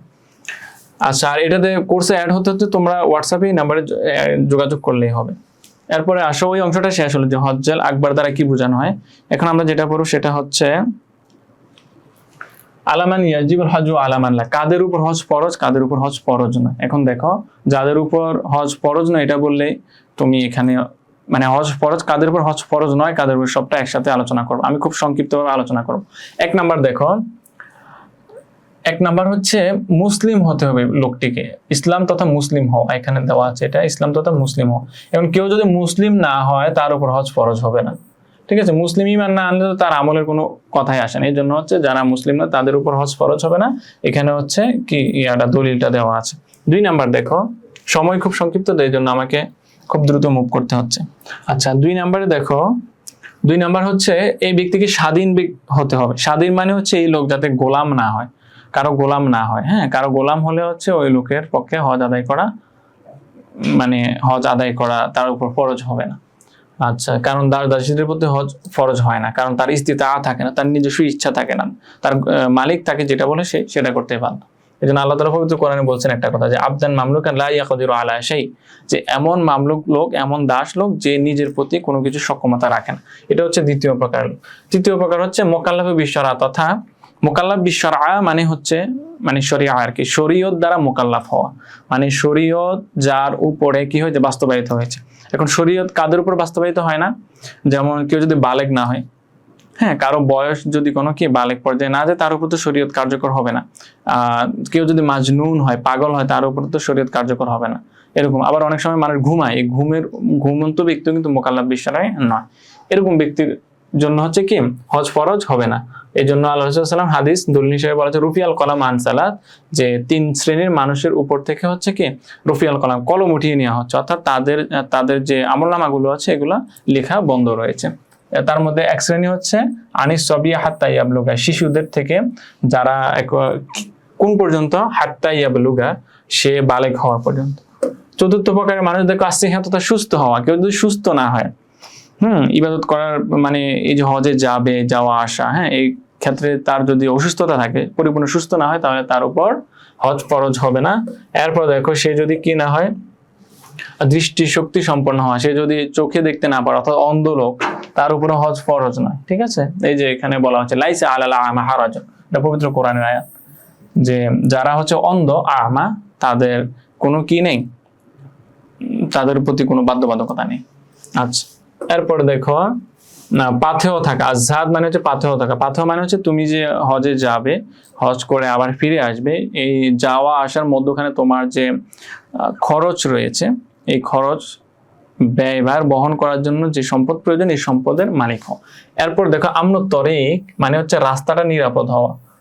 রাস্তা যদি নিরাপদ না হয় তাহলে হচ্ছে তোমার উপর হজ ফরজ হবে না। আবার যদি দেশীয় আন্তর্জাতিকভাবে যদি দেশের উপর কোনো নিষেধাজ্ঞা থাকে, যেমন ধরো আমাদের দেশের উপর নিষেধাজ্ঞা দিল সৌদি, যে এখন আমরা এখানে যেতে পারবো না, যে কোনো একটা কারণে হোক, তো রাষ্ট্রীয় যদি নিষেধাজ্ঞা থাকে তখনও হজ ফরজ হবে।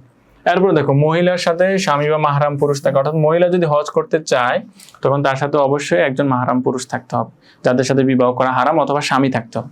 এখন কারো যদি অনেক সম্পদ আছে, শারীরিক সক্ষমতা আছে, কিন্তু মাহরাম পুরুষ নেই বা হচ্ছে তার স্বামী নেই, তার উপর কিন্তু হজ ফরজ হবে না। আচ্ছা, এরপর দেখো কি হওয়া, আর রাহেলা মানে যানবাহনের সুবিধা থাকা, এটা বলা যায়। আকেল মানে জ্ঞানবান হওয়া, এটা বলা যায়। কয়েদি না হওয়া, তবে কেউ যদি কয়েদি হয়, বন্দী হয়, তার উপর হজ ফরজ হবে না, সে যত টাকারই মালিক হোক না কেন, ঠিক আছে। এটা এরপরে আসো তৃতীয় নাম্বার যে অংশটা ছিল, যে হালিল হজ ওয়াজিবুন আলাল ফাওর আম আলা তারাখি, যে হজটা কি ফরজ হওয়ার সাথে সাথে আদায় করবে নাকি হচ্ছে বিলম্বে আদায় করবে, এটার মতামতটা কি। এখন দেখো এটার মতামত দিয়েছেন ইমাম ত্রয়। ইমাম ত্রয় মানে হচ্ছে তিনজন। ত্রয় মানে কয়জন? তিনজন। এই তিনজন কারা কারা? ইমাম আবু হানিফা, ইমাম শাফি, ইমাম মুহাম্মদ রাহিমাহুল্লাহ। এই তিনজন কি মত দিয়েছেন? এই তিনজন মত দিয়েছেন হচ্ছে যে হজ হচ্ছে বিলম্ব মানে অবকাশ সহকারে ফরজ, যে কেউ যদি চায় যে সে 2-3 বছর পরে হজ করবে, তার এখনই হজ ফরজ হয়েছে কিন্তু 2-3 বছর পরে করবে, সেটা করতে পারে, এবং এই কন্ডিশন মিলে হচ্ছে হজটা ফরজ। তাদের দলিলটা কি দেখো, তারা দুইটা দলিল দিবে। এক নাম্বার দলিল, যে সকল শব্দ দ্বারা হজ ফরজ হয়েছে, যেমন ধরো কোরআনে আল্লাহ তাআলা বলেছেন আতিমুল হজ্জা ওয়াল উমরাতা লিল্লাহ, এখানে এই যে আতিমুল হজ্জা এই শব্দটা দ্বারা হজ ফরজ হয়েছে। এরপর রাসূলুল্লাহ সাল্লাল্লাহু আলাইহি ওয়াসাল্লাম হাদিসে বলেছেন ফাহুজ্জু, হ্যাঁ এটা হাদিসের একটা অংশ আর কি, যে তোমরা হজ কর। এই যে শব্দগুলো দ্বারা হজ ফরজ হয়েছে এই শব্দগুলো হচ্ছে আমরে মুতলাক, মানে সাধারণভাবে নির্দেশ বোঝায় আমরে মুতলাক। কারণ আমরে মুতলাকের একটা হুকুম হচ্ছে এটা পালন করা, মানে সাথে সাথে পালন করাকে কি করে না, ফরজ করে না। দেখো এই শব্দগুলো হচ্ছে আমরে মুতলাক, যা পালন করা ফরজ হওয়ার প্রতি নির্দেশ করে না, ঠিক আছে, এই শব্দগুলো। এটা হচ্ছে তাদের এক নাম্বার দলিল। দুই নাম্বার হিসেবে তারা কি দলিল দিয়েছে, দুই নাম্বার দলিলটা দিয়েছে এটা যে ষষ্ঠ হিজরতে রাসূল সাল্লাল্লাহু আলাইহি সাল্লামের উপর হজটা ফরজ হয়েছিল, কিন্তু রাসূল সাল্লাল্লাহু আলাইহি সাল্লাম সেই হজ আদায় করেছেন কততম হিজরতে গিয়ে, দেখো আদায় করেছেন কি হচ্ছে 10ম হিজরতে। ষষ্ঠ হিজরতে ফরজ হয় বা 9ম হিজরতে বলা হচ্ছে, কিন্তু তিনি আদায় করেছেন কবে, 10ম হিজরতে গিয়ে।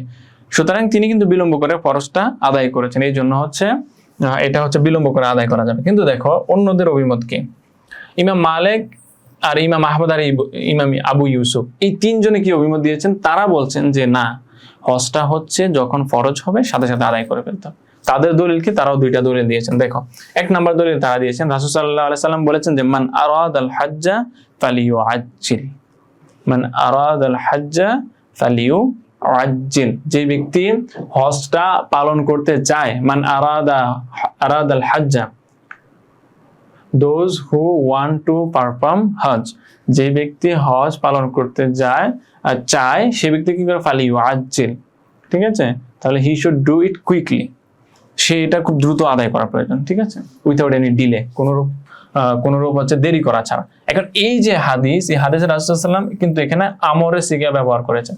তো তারা বলেন যে রাসূল সাল্লাল্লাহু আলাইহি ওয়াসাল্লাম যেহেতু বলেছেন খুব তাড়াতাড়ি হজটা আদায় করতে, আমরে সিগার হচ্ছে উজুব সাব্যস্ত করে জন্য হজ তাড়াতাড়ি আদায় করা ফরজ, ওনারা এটা বলছেন এক নম্বরের দলিল। দুই নাম্বার হিসেবে ওনারা দলিল কি দিয়েছেন, যে আমাদের যে জীবন রয়েছে সেটা তো নিশ্চয়তা নেই, যে কোনো সময় আমি মারা যেতে পারি, সুতরাং আমার উপর এখন হজ ফরজ হয়েছে, এই মুহূর্তে আমি হজটা কি করে নেব, আদায় করে নেব, যাতে করে হজটা ফরজ হওয়ার পরেও আমি পরবর্তীতে আদায় করার একটা চিন্তা ভাবনা করেছি, কিন্তু এর ভিতরে আমি মৃত্যুবরণ করলাম, তাহলে তো আমার সেটা আর আদায় করা হলো না। এই ভয়ে তারা বলেছেন যে কি জীবনের কোনো নিশ্চয়তা নেই, সেই জন্য তাৎক্ষণিকভাবে হজটা আদায় করে নিতে হবে। আচ্ছা আসো এরপর, তাহলে এইভাবে হচ্ছে প্রশ্নটা শেষ হলো। এখন দেখো এখানে কিন্তু আমি তোমাদের জন্য আমি তোমাদের জন্য কিন্তু উপস্থাপন এবং উপসংহার যেটা রয়েছে তোমরা সচরাচর গাইডে দেখতে পাও, এটা কিন্তু আমি উল্লেখ করিনি। এখন তোমরা পরীক্ষায় কি করবে, এখন আচ্ছা বাস্তবতাটা আমি তোমাদেরকে বলি, সেটা হচ্ছে এক্সামিনার কিন্তু কখনো তোমার উপস্থাপনা এবং যে ইয়াটা রয়েছে উপসংহার রয়েছে এটা কখনোই পড়েন না। আমি পার্সোনালি যখন পেপার কেটেছি কয়েকটা যেটা ইয়া করেছি, আমি কখনোই এটা দেখি না, মানে দেখার কোনো প্রয়োজন বোধ মনে করি না। আবার আমি যাদেরকে পেপার কাটতে দেখেছি আমার টিচারদেরকে, তারাও কখনো আমি দেখেছি এটা পড়েন না, এবং ওইটাতে হচ্ছে মার্ক ওইটার হিসাব করে আমার মনে হয় না যে সেখানে 0.5 মার্কও দেয়, ওইখানে উপস্থাপন আর উপসংহারের উপর ডিপেন্ড করে। সুতরাং এটা তোমরা স্কিপ করতে পারো, কোনো সমস্যা নেই। আর লেখা যদি কম হয় কোনো সমস্যা নেই, তোমার তথ্যটা উপস্থাপনা যদি সুন্দর হয় এবং যে প্রশ্নগুলো করেছে এই প্রশ্নগুলো যদি তুমি ইনফরমেশনগুলোকে সঠিক রেখে উপস্থাপন করতে পারো, তুমি মার্ক পাবে ইনশাল্লাহ, ঠিক আছে। যেটা ফ্যাক্ট হতে পারে সেটা হচ্ছে হাতের লেখাটা সুন্দর হওয়া, হাতের লেখাটা সুন্দর হলে মার্ক বেশি পায়, এটা খুবই বাস্তবিক কথা। কিন্তু হচ্ছে উপস্থাপনা উপসংহার এগুলো লিখতে তোমরা অনেক সময় ওয়েস্ট করো, এগুলো লেখার প্রয়োজন নেই, হ্যাঁ না লিখলেই ভালো। আর যদি লিখতে চাও সমস্যা নেই, বাট তোমার তো সময় নষ্ট হবে। এখানে 5টা প্রশ্ন লিখতে গেলে তুমি 5টা উপসংহার 5টা উপস্থাপনা যদি লিখতে যাও, তাহলে অ্যাটলিস্ট আধা পৃষ্ঠা লিখলে তো 5 পৃষ্ঠা লেখা, 5 পৃষ্ঠা লেখা লিখতে গেলে তোমার আমি 5 মিনিট ধরলেও 1 পৃষ্ঠা লিখতে 25 মিনিট সময়, খুবই গুরুত্বপূর্ণ, তোমরা এটা স্কিপ করতে পারো। আর যাদের লেখা খুব দ্রুত আছে তোমরা লিখতে পারো, কোনো সমস্যা নেই। কিন্তু এটার কারণে উপস্থাপনের কারণে তুমি অতিরিক্ত মার্ক পাবে, এটা কখনোই চিন্তা করবে না। আবার উপস্থাপনের কারণে তোমার মার্ক ছুটে যাবে, এটাও কখনো চিন্তা করবে না, ঠিক আছে। এরপর আসো যে আচ্ছা দ্বিতীয় যে প্রশ্নটা আমরা দিয়েছিলাম সেটা হচ্ছে বিবাহের অধ্যায় থেকে আমরা সব মিলে 3টা প্রশ্ন দিয়েছিলাম। তার মধ্যে প্রথম প্রশ্নটা আমরা পড়বো, সেটা হচ্ছে বিবাহ কাকে বলে, মানে এটা এটার হচ্ছে শাব্দিক এবং হচ্ছে পারিভাষিক যে সংজ্ঞা রয়েছে এটা দিবা। এরপর হচ্ছে এটার হুকুমটা কি, এখানে 3টা উল্লেখ করেছে, হুকুমটা কি, শর্তগুলা কি, রোকনগুলা কি, ঠিক আছে। আর হচ্ছে বিবাহ এবং যে হচ্ছে ক্রয় বিক্রয় রয়েছে, মাল ফারকো বাইনাহু, এই যে হু দ্বারা হচ্ছে আর নিকাহকে বোঝানো হচ্ছে বিবাহ এবং হচ্ছে নিকাহ, এই দুইটার মধ্যে পার্থক্য কি সেটা বর্ণনা করতে বলা হয়েছে। আসো আমরা শুরু করি। 1 নম্বরে আমরা যেটা দেখবো সেটা হচ্ছে বিবাহের পরিচয়টা কি। আসো শাব্দিক পরিচয় দেখি। নিকাহ শব্দটা বাবে দরাবায়ের মাজদার, দেখো অন্যান্য বাব থেকেও ব্যবহার হয়, এটা সব মিলে 4টা বাব থেকে ব্যবহার। অন্যান্য দেখো তাফাউল থেকেও ব্যবহার হয়, ফাতাহা ইয়াফতাহু থেকে ব্যবহার হয়, নাসারা ইয়ানসুরু থেকে ব্যবহার হয়, কিন্তু এক এক বাব থেকে এক এক রকমের অর্থ হবে। এটার মাদ্দাগুলা কি নুন কাফ হা, আর এটা জিন্স হবে সহিহ। সহিহ মানে হচ্ছে যে মাদ্দা রয়েছে মূল বর্ণ হচ্ছে হরফে ইল্লাত না থাকা এবং একই হরফ দুইবার না হওয়া। এখন দেখেন আবিধানিক অর্থগুলোকে অনেকগুলো অর্থ আমরা সেখানে দিয়েছি, তো এই অর্থগুলো থেকে তোমরা হচ্ছে অ্যাটলিস্ট 7টা অর্থ লিখবা, হ্যাঁ, মুখস্থ করার চেষ্টা করবা। সর্বপ্রথম অর্থ দেখো মুজামুল ওয়াসিতে অভিধান মতে, তোমরা এগুলো পরীক্ষায় না উল্লেখ করলেও কোনো সমস্যা নেই যে কোন অভিধানে কি লেগেছে এটা না, তুমি শুধু অর্থগুলা দিবা, ঠিক আছে। আচ্ছা, নিকাহ শব্দটি যদি বাবি ইফাল থেকে হয়, বাবি ইফাল থেকে নিকাহ শব্দটা ব্যবহৃত হলে তখন সেটার অর্থ হবে বিবাহ দেওয়া। হ্যাঁ, এটা খুবই গুরুত্বপূর্ণ, কারণ বাবি ইফালটা হচ্ছে কি এটা হচ্ছে মুতাআদ্দি, আর যদি বাবে তাফাউল থেকে ব্যবহার হয় তখন এটা কিন্তু হচ্ছে লাজেম হবে, ঠিক আছে, তখন হবে বিবাহ করা, এটা আমরা দেখবো। তাহলে বাবে ইফাল থেকে হলে সেটা হবে বিবাহ দেওয়া। যেমন আল্লাহ তাআলা বলছেন আনকিহুল আয়ামা মিনকুম, তোমাদের মধ্যে যারা ইয়াতিম রয়েছে তাদেরকে তোমরা বিবাহ দাও, বিবাহ করো না। কিন্তু আল্লাহ তাআলা বলে না যে বিবাহ করো, বলছে বিবাহ দাও। এই যে বিবাহ দেওয়া এটা হচ্ছে বাবে ইফাল থেকে এসেছে, তো এই জন্য এটা অর্থটা এমন হবে। 2 নাম্বার দেখো অর্থটা কি আল আকদু। আকদুন মানে হচ্ছে কি বন্ধন, হ্যাঁ, যেমন আল্লাহ তাআলা পবিত্র কোরআন ওয়ালা তানকিহুল মুশরিকাতি হাত্তা ইউমিননা, তোমরা হচ্ছে কি মুশরিকদেরকে বিবাহ করবা না, মানে তাদের সাথে বন্ধন যুক্ত হবে না, হাত্তা ইউমিননা, যদি না যতক্ষণ পর্যন্ত না, হাত্তা মানে হচ্ছে টিল, হ্যাঁ, আর আরবি ক্লাসে বলেছিলাম যতক্ষণ পর্যন্ত না তারা কি হবে, মুমিন হবে। 3 নাম্বার দেখো বিবাহের যে অর্থ সেটা হচ্ছে আল অতিয়ন তথা ইন্টারকোর্স, ফিজিক্যাল ইন্টারকোর্স। যেমন আল্লাহ তাআলা পবিত্র কোরআনে বলছেন যে ফাইন তাল্লাকাহা, যদি কেউ তাকে কি দেয় তালাক দেয় বিবাহের পর, ফালা তাহিল্লু লাহু, সে তার জন্য হালাল হবে না, মিন বাদি হাত্তা তানকিহা যাওজান গায়রাহু। তোমরা এটা হুকুমটা পড়েছো যে কেউ যদি কারো তার স্ত্রীকে বাইন তালাক, যেটা অর্থাৎ সম্পূর্ণ তালাক যদি হয়ে যায়, তাহলে ওই মহিলার অন্য কোথাও বিবাহ না হওয়া পর্যন্ত হচ্ছে সে আবার তাকে ফিরিয়ে আনতে পারবে না, বিবাহ করতে পারবে না। এই জন্য এখানে যে তানকিহা, এই তানকিহাটা মানে অন্য জায়গায় বিবাহ হওয়া না, এখানে হচ্ছে আলাওয়াতি অর্থাৎ ফিজিক্যাল ইন্টারকোর্স, এটাকে উদ্দেশ্য করা হয়েছে। অর্থাৎ কেউ তার স্ত্রীর সাথে তার যদি তালাক হয়ে যায়, ওই স্ত্রীর হচ্ছে অন্য জায়গায় বিবাহ হতে হবে। এখন এই বিবাহ শব্দটা হচ্ছে কি আলাওয়াতিয়ন, ফিজিক্যাল ইন্টারকোর্স অর্থে ব্যবহৃত হয়েছে, অর্থাৎ শুধু বিবাহ হলে হবে না, তার সাথে ফিজিক্যাল ইন্টারকোর্স হতে হবে, ঠিক আছে। এখন কারোর সাথে বিবাহ করলো সে, যার হচ্ছে শারীরিক সক্ষমতা নাই, কেমন ফিজিক্যাল এবিলিটি নাই, এখন এরপর তার থেকে তালাক নিয়ে এসে আবার পূর্বের স্বামীর কাছে আসবে, এমন হবে না, তার হচ্ছে ফিজিক্যাল ইন্টিমেসি হতে হবে। এই জন্য হচ্ছে বিবাহ শব্দের অতিয়ন অর্থ হচ্ছে ব্যবহৃত হয়। এরপর দেখো আরুজদুন, আচ্ছা বিবাহের আরেকটা অর্থ হচ্ছে আরুজদুন তথা ভালো মন্দ বিচারের জ্ঞান, ভালো মন্দ বিচারের জ্ঞান হয়, এটাকে বলা হয়, এটা অর্থ নিকাহ শব্দটা ব্যবহৃত, এটা কোরআনে ব্যবহৃত হয়েছে। যেমন বলা হয়েছে ওয়াবতালুল ইয়াতামা হাত্তা ইযা বালাগুন নিকাহ, এখানে একটা হুকুম আছে যে কেউ যখন কোনো ইয়াতিমকে লালন পালন করে, ইয়াতিমের সম্পদগুলা যদি সে দেখাশোনা করে, কারো মা বাবা মারা গেছে, ইয়াতিম হয়ে গেছে, ইয়াতিমকে লালন পালন করছে, তোমরা এটা সূরা নিসাতে পড়েছো, কারণ সম্পদগুলা সে দেখাশোনা করছে। এখন বলা হচ্ছে ওই ইয়াতিমের কাছে সম্পদ কখন ফিরিয়ে দিবে, যখন সেই ব্যক্তির কাছে কি দেখবে, আর রুশদ দেখবে। আর রুশদ মানে হচ্ছে কি ভালো মন্দ বিচারের জ্ঞান। এই যে এখানে অবতালুল ইয়াতামা, তোমরা তাদেরকে দেখো, পরীক্ষা করো, কতক্ষণ, হাত্তা মানে টিল, ওই যে বারবার যেটা বলছে ইদা বালাগুন নিকাহ, যে তারা নিকাহ মানে বিবাহের উপযুক্ত হওয়া না, এখানে বলা হচ্ছে যতক্ষণ তারা ভালো মন্দ বিচারের জ্ঞান সম্পন্ন হয়। এই নিকাহ শব্দটা ভালো মন্দ বিচারের জ্ঞান বোঝাতে ব্যবহৃত হয়েছে। এরপর দেখো আর কি কি অর্থ আছে। মঞ্জিদ অভিধানে বলা হচ্ছে তাজাউজ, বিবাহ করা, এটা হচ্ছে বাবে তাফাউল থেকে, বাবে ইফাল থেকে বিবাহ দেওয়া, আর বাবে তাফাউল থেকে বিবাহ করা, যেমন তাজাউজ তো আমি বিবাহ করেছি। আর যদি বাবে ইফাল থেকে তুমি ব্যবহার করো তাহলে কি হবে, আনকাহতু মানে হচ্ছে আমি বিবাহ দিয়েছি। আচ্ছা, যেমন পবিত্র কোরআনে আল্লাহ তাআলা বলেন ফানকিহু মা তাবা লাকুম মিনান নিসা। আচ্ছা, এরপর দেখো বিবাহের যে শব্দগুলো তোমরা একসাথে দিবা, মানে শাব্দিক অর্থ, এই যে সিঙ্গেল সিঙ্গেল এগুলো দিতে পারো। যেমন আল জামউ মানে একসাথে করণ, যেমন আদ-দাম্মু তথা মিলানো।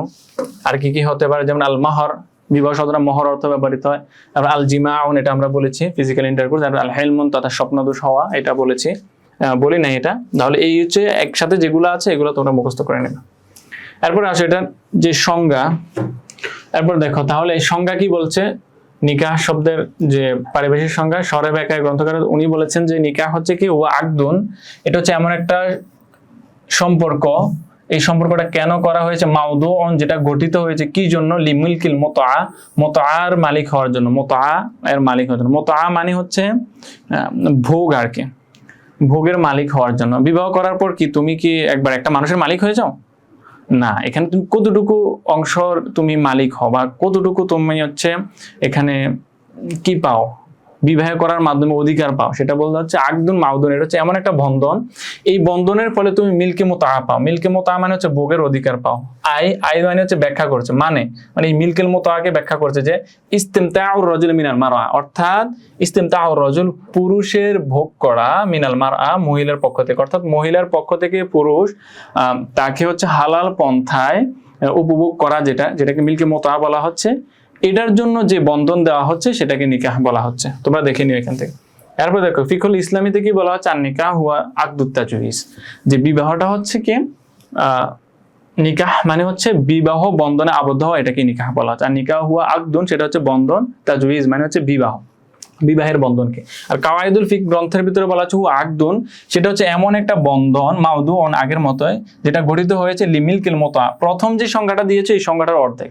প্রথমটা বলেছে কি হুয়া আকদুন মাউদুন লিমিলকিল মোতা আই হিল্লি ইস্তিমতাই রাজুল মিনাল মারআ। হ্যাঁ, এখানে হেল্লেন শব্দটা মনে হয় আসেনি, হিল্লি ইস্তিমতাই রাজুল বা ইস্তিমতাই রাজুলে দিলেও হবে শুধু। এখন দেখো যে নারী হতে একজন যে পুরুষ, তিনি মিলকে মোতআর যে হালাল পন্থায় মিলকে মোতআর সেটা অর্জন করা আর কি। হ্যাঁ, এটা হচ্ছে যে বন্ধনের মাধ্যমে, সেটাকে হচ্ছে বিবাহ বলা হচ্ছে।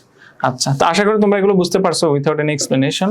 তারপর দেখো ফাথুল কাদিরে, দেখো ফাথুল কাদির গ্রন্থে বলা হচ্ছে হুয়া আকদুন, সেটা হচ্ছে এমন একটা বন্ধন, ওদিয়া, যেটা গঠন করা হয়েছে, একই কথা মাউদুউন, আর এটা বলা হচ্ছে ওদিয়া, মানে মাজহুল দিয়ে বলা হচ্ছে। কিসের জন্য? লিমিলকিল মোতা, মিলকে মোতার জন্য। প্রথম সংখ্যাটার মতোই বিল উনসা, মহিলাদের থেকে কসদান, ইচ্ছাকৃত ভাবে, এরকম স্বেচ্ছায় আর কি। এরপর দেখো আদুরুল মুখতারে বলা হচ্ছে হুয়া আকদুন ইউফিদ মিলকিল মোতা, একই কথা বলা হচ্ছে বারবার, যে সেটা হচ্ছে এমন একটা বন্ধন সেটা হচ্ছে মিলকে মোতার ফায়দা দেয়, ইউফিদ ও ফায়দা দেয় মিলকিল মোতা আই হিল্লি ইস্তিমতাই রাজুল মিনাল মারআ। তাহলে দেখো একটা সংখ্যা যদি তুমি মুখস্থ করো, এটাকেই মডিফাই করে হচ্ছে 4-5টা সংখ্যা বলা হচ্ছে। খুবই সহজ, বেশি বেশি পড়তে হবে আর কি। আবার দেখো হুকমুন নিকাহ, নিকাহের হুকুম কি? নিকাহের হুকুম নিয়ে হচ্ছে আলেম ওলামারা অনেক মতামত দিয়েছেন। তো নিকাহের হুকুমের ক্ষেত্রে বলা হচ্ছে যে ইমাম আবু হানিফা রহিমাহুল্লাহ, তিনি নিকাহের হুকুম বলছেন যে নিকাহের হুকুমটা সরাসরি না বলে অবস্থা ভেদে হচ্ছে নিকাহের হুকুমটা, যার যে অবস্থান, এই অবস্থান থেকে হচ্ছে নিকাহের হুকুমটা কি করে, ভেরি করে। কেমন অবস্থান? দেখো ইমাম আবু হানিফার মতো হচ্ছে অবস্থা অনুযায়ী নিকাহের যে হুকুমগুলা সেগুলা কি হয়, পার্থক্য হয়। যেমন ধরো একজনের অবস্থা কি, একজনের অবস্থা হচ্ছে তার ডিজায়ার অনেক বেশি, এবং যদি বিবাহ না করে তাহলে হচ্ছে সে জানা বা পাপ বা ব্যভিচারে হচ্ছে কি জড়িয়ে পড়ার আশঙ্কা করছে, এবং তার বিবাহের সামর্থ্য আছে। 3টা কন্ডিশন, তার হচ্ছে ডিজায়ার অনেক বেশি, এবং সে যদি বিবাহ না করে তাহলে হচ্ছে তার গুনাহ করার একটা সম্ভাবনা রয়েছে, আরেকটা হচ্ছে তার বিবাহের সামর্থ্য আছে। এখন সে কি করবে? তার জন্য এই মুহূর্তে বিবাহ করা ফরজ, তাতে কোনো সমস্যা নাই। ডিজায়ার আছে, গুনাহ করার পসিবিলিটি আছে, সুতরাং বিবাহ করে না, তোমার যদি সামর্থ্য আছে। এই জন্য তিনি দলিল হিসেবে কি দিয়েছেন, যে আল্লাহ রাসূল সাল্লাল্লাহু আলাইহি ওয়াসাল্লাম বলেছেন যে আর সে যদি তখন ওই মুহূর্তে যদি কোনো তার সক্ষমতা না থাকে, আর্থিক সক্ষমতা, ঠিক আছে, তার চাহিদা অনেক বেশি এবং জেনায় লিপ্ত হওয়ার সম্ভাবনা আছে, কিন্তু হচ্ছে তার সক্ষমতা নেই, সামর্থ্য নেই, শারীরিক সামর্থ্য না, কিন্তু এটা হচ্ছে আর্থিক সামর্থ্য। শারীরিক সামর্থ্য না থাকলে বিবাহ করা হারাম, এটা সামনে বলবো। তাহলে আর্থিক সামর্থ্য নাই, কিন্তু তার ডিজায়ার আছে এবং হচ্ছে সাথে গুনাহে জড়িয়ে যাওয়ার সম্ভাবনা, তখন সে কি করবে? রোজা রাখবে। কারণ রাসূল সাল্লাল্লাহু আলাইহি ওয়াসাল্লাম বলেছেন কি, ইয়া মা'শারাশ শাবাব, যে যুবকের দলেরা তোমরা কি করো? বিবাহ করো। ফা ইন্নাহু আগাদ্দু লিল বাসার ওয়া আহসানু লিল ফারজ, বিবাহের 2টা হাকিকত তিনি বর্ণনা করেছেন। এরপরে বলেছেন কি, ফা ইন লাম ইয়াস্তাতি', যে ব্যক্তি সক্ষমতা রাখবে না, ফা আলাইহি বিস-সাওম, তার উপর হচ্ছে কি সওম, সে যেন সওম পালন করে, সে যেন রোজা পালন করে। ফা ইন্নাহু লাহু ইজাউন, এই অংশটা বলা হচ্ছে। ওমান লাম ইয়াস্তাতি ফা আলাইহি ফা ইন্নাহু লাহু ইজাউন, কেননা সেটা তাকে রক্ষা করে। এরপর দেখো দ্বিতীয় কন্ডিশন, গলাবাতে শাহওয়াত, অর্থাৎ তীব্র উত্তেজনার সময় সে কি করবে? বিবাহটা করা হচ্ছে ওয়াজিব। এগুলা ইমাম আবু হানিফা বলছেন, মানে তার অবস্থা অনুযায়ী হুকুম। আর স্বাভাবিক অবস্থায় এটা বিবাহ করা হচ্ছে সুন্নাত, কারণ রাসূল সাল্লাল্লাহু আলাইহি ওয়াসাল্লাম বলেছেন কি, আর নিকাহ মিন সুন্নতি ফামান রাগিবা আন সুন্নতি ফালাইসা মিন্নি, যে বিবাহ হচ্ছে আমার সুন্নাত, যে ব্যক্তি আমার সুন্নাত থেকে বিমুখ হলো সে যেন আমার দল থেকে মুক্ত হয়ে গেল, আমার দলভুক্ত না, এটা। তাহলে এই অবস্থা অনুযায়ী, কন্ডিশন অনুযায়ী। এরপর দেখো একজনের কন্ডিশন হচ্ছে তার অনেক টাকা পয়সা আছে, মানে তার আর্থিক সামর্থ্য আছে, কিন্তু তার হচ্ছে শারীরিক সামর্থ্য নেই, ওই ক্ষেত্রে তার জন্য বিবাহ করা হারাম। কারণ বিবাহের মাকসাদ যেটা, মানে উদ্দেশ্য যেটা, 4টা উদ্দেশ্য রয়েছে, তার মধ্যে অন্যতম উদ্দেশ্য যেটা, সেই উদ্দেশ্যটা তার মধ্যে অনুপস্থিত। এই জন্য কারো যদি শারীরিক সক্ষমতা না থাকে তার জন্য বিবাহ করা কি হারাম। এরপর দেখো আরেকজনের হচ্ছে সবকিছু ঠিক আছে, কিন্তু সে মনে করছে তার যে আর্থিক সক্ষমতা রয়েছে, এই আর্থিক সক্ষমতা দ্বারা বিবাহের পর ভালোভাবে চলতে পারবে কিনা বা পারবে, এটা নিয়ে সে হচ্ছে সন্দিহান। মনে হচ্ছে একবার মনে হচ্ছে পারবে, মনে হচ্ছে পারবে না, মানে মাঝারি ধরনের ধরো। এই ক্ষেত্রে বিবাহ করাটা হচ্ছে মুবাহ। যে দাম্পত্য সম্পর্কীয় দায়িত্ব যথাযথ পালনের ক্ষেত্রে যদি ক্ষীণ সম্ভাবনা থাকে, মানে সে চিন্তা করতেছে যে আমি আসলে পারবো কি পারবো না, সেক্ষেত্রে হচ্ছে মুবাহ। আর অন্যরা বলে দিয়েছেন, অন্যরা কন্ডিশনের উপরে বলেছেন। দেখো ইমাম শাফিঈ বলেছেন কি, ধরো স্ত্রীর ভরণ পোষণের প্রদানে সক্ষম, অর্থাৎ আর্থিকভাবে তার স্টেবিলিটি আছে, এরপর সে যদি বিবাহ না করলে গুনাহের ভিতরে জড়িয়ে যাওয়ার যদি একটা পসিবিলিটি থাকে, যেটা ইমাম আবু হানিফা বলেন, সেক্ষেত্রে তার জন্য বিবাহ করা কি ফরজ। ঠিক আছে, এই অবস্থায় বিবাহ না করলে তার গুনাহ হবে। কিন্তু দেখো পবিত্র কোরআনে যেটা বলা হয়েছে, আচ্ছা উনি আরেকটা কথা বলেছেন, কিন্তু তার যদি গুনাহে জড়িয়ে যাওয়ার পসিবিলিটি না থাকে, কারণ আর্থিক সামর্থ্য আছে, শারীরিক সামর্থ্য আছে, কিন্তু গুনাহে জড়িয়ে যাওয়ার ক্ষেত্রে যদি কোনো পসিবিলিটি না থাকে, ওই ক্ষেত্রে তার জন্য তিনি বিবাহ করতে বলেছে, এটা স্বাভাবিক, বা বিবাহ না করাই উত্তম, ইবাদত করবে। এটা ইমাম শাফিঈর মধ্যে। ইমাম শাফিঈ কিন্তু জীবনে বিবাহ করেন না, উনি এই মতটা দিয়েছেন, ইমাম শাফিঈ বিবাহ করেন না। তো উনি বলেছেন যে কারো যদি সকল সামর্থ্যই আছে কিন্তু গুনাহের সম্ভাবনা নেই, আর্থিক সামর্থ্য আছে, শারীরিক সামর্থ্য আছে, কিন্তু তার গুনাহ করার সম্ভাবনা নাই, সেক্ষেত্রে উনি বলছেন বিবাহ না করে হচ্ছে তিনি কি করবেন, অন্যান্য ইবাদত করবেন। কারণ উনি দলিল হিসেবে বলেছেন যে ওই যে সাইয়্যিদা ওয়া হুসুরা ওয়া নাবিয়্যা মিনাস সালিহিন, এগুলো কার গুণ বর্ণনা করা হচ্ছে বলতো? সাইয়্যিদা, এটা ঈসা আলাইহিস সালামের গুণ বর্ণনা হচ্ছে, যে উনি বিবাহ করেননি, উনি নবী ছিলেন এবং তিনি সালেহ ব্যক্তির অংশ ছিলেন। তাহলে উনার যে গুণাগুণ বর্ণনা করতেছেন, আল্লাহ তাআলা গুণের ভিতরে একটা গুণ বলেছেন যে তিনি বিবাহ করেননি। তো উনি বলেছেন একটা নবীর গুণ আল্লাহ তাআলা প্রশংসা করে তার গুণটা বর্ণনা করছেন যে উনি বিবাহ করেননি, সুতরাং এটা একটা ভালো দিক যদি তিনি গুনাহের আশঙ্কা না করেন। আচ্ছা, এরপর আসো জমহুর কি বলেছেন। জমহুর বলেছেন যে যদি তীব্রতর হয়, পাপাচারে লিপ্ত হওয়ার আশঙ্কা থাকে, যেটা আগেই বলা হয়েছে, যে এবং স্ত্রীর ভরণ পোষণে যদি সক্ষমতা থাকে, তখন বিবাহ করা ওয়াজিব হয়ে যাবে এটা। আচ্ছা, আহলে জাওয়াহের তারা একটা কথা বলেছেন, তারা বলেছেন যে যদি সক্ষমতা থাকে এবং যদি গুনাহের কাজে লিপ্ত হওয়ার সম্ভাবনা থাকে, তখন তার বিবাহ করা ফরজে আইন। তারা এই কথাটা বলেছেন, কারণ আল্লাহ তাআলা বলেছেন ফানকিহু মা তাবা লাকুম মিনান নিসা, যে তোমরা বিবাহ করো যেটা তোমাদের খুশি হয় নারীদের মধ্যে, যাদেরকে তোমরা পছন্দ করো। এরপর আসো বিবাহের শর্তগুলা কি কি। বিবাহের শর্তগুলা কি কি দেখো, বিবাহ কখন মানে করতে কি কি শর্ত লাগে। দেখো শর্তটা হচ্ছে দুই ধরনের বলা হচ্ছে। এক ধরনের শর্ত হচ্ছে শর্তে আম, মানে হচ্ছে সবার মধ্যে সাধারণভাবে থাকতে হবে। আরেকটা হচ্ছে শর্তে খাস, মানে হচ্ছে বিশেষভাবে থাকতে হবে। শর্তে আমগুলা কি কি দেখো। শর্তে আমগুলা মানে হচ্ছে পাত্রপাত্রী এমন হওয়া আবশ্যক হওয়া যাতে করে শরীয়তের পক্ষ থেকে কোনরূপ কি না থাকে, মানে কোনরূপ বাধা বা শরীয়তের পক্ষ থেকে কোনো বিষয় বর্ণনা করা হয়েছে যে এটা থাকা যাবে না, ওইটা থাকা যাবে না পাত্রপাত্রীর ক্ষেত্রে, ওইগুলোকে বলা হচ্ছে শর্তে আমের ভিতরে অন্তর্ভুক্ত করা হচ্ছে। যেমন ধরো পাত্রী সে হচ্ছে মুসলিম না, বা পাত্র সে হচ্ছে মুসলিম না, বাইরে মুসলিম, সেক্ষেত্রে কি বিবাহ করা যাবে না, সেটা হচ্ছে শর্তে আম। যেমন ধরো পাত্রপাত্রী মাহরাম বা মাহরামা না হওয়া, এটা তো প্রশ্নই আসে না, যারা হচ্ছে মাহরামা তাদেরকে বিবাহ করা যাবে না, হচ্ছে মুশরিক কাফের হলে বিবাহ করা যাবে না, এটা হচ্ছে শর্তে আম। এরপর দেখো একই সাথে দুই সহোদরা বোন না হওয়া, যেমন কোনো দুই বোন আছে, একসাথে তুমি দুই বোনকে বিবাহ করতে পারবে না। এক বোনকে বিবাহ করেছো, তোমার যদি তালাক হয়ে যায়, তালাক হয়ে যাওয়ার পর যদি ইদ্যত শেষ হয়ে যায়, এর পরবর্তীতে গিয়ে ওর বোনকে তুমি বিবাহ করতে পারবে।